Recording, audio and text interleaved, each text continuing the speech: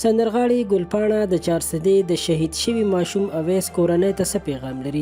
آیا هغه څه چې په سوشل میډیا شیر کیږي هغه حقیقت لري او که دروغ دي؟ که غواړئ چې پوه شئ نو تر اخره راسره پاتې شئ او پښتو پوسټ چینل درسره هم سبسکرایب کړئ. قدرمنو ګلپاڼه به تاسو ټول پیژنئ چې د پښتو مشهوره سندرغاړې ده او وخت په وخت یې په سوشل میډیا باندې نوې سندرې هم راځي. کله چې په 400 کې د اویس ماشوم سره د قتل واقعه وشوه د هغې نه څو ورځې پس اکثر یوټیوبران حرکت کې راغلل او د ګلپاڼې په باره کې داسې خبرونه شیر کول شروع کړل چې ګلپاڼې اویس پسې جړلې دي او د اویس په غم باندې ډیره زیاته غمجنه ده او خپل پیغام یې پښتنو سره شریک کړی دی.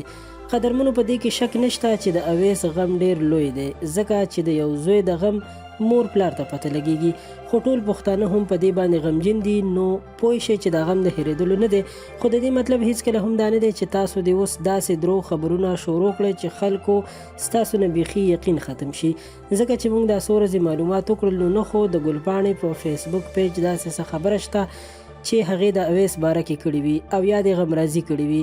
هغه په خپلو کنسرټونو کې او خپلو مصروفیاتو کې بیزي ده.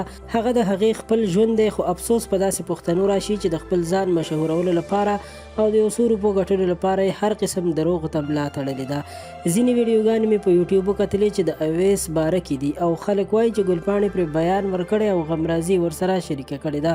نو چېرته د هغه ویډیو او هغه غمرازي چې موږ یې هم وګورو؟ مهرباني وکړئ داسې درو خبرونو نه ډډه وکړئ ځکه داسې خبرونه تاسو په هره طریقه باندې ناکام کولی شي او تاسو د یو لوی مشکل سره مخ کولی شي.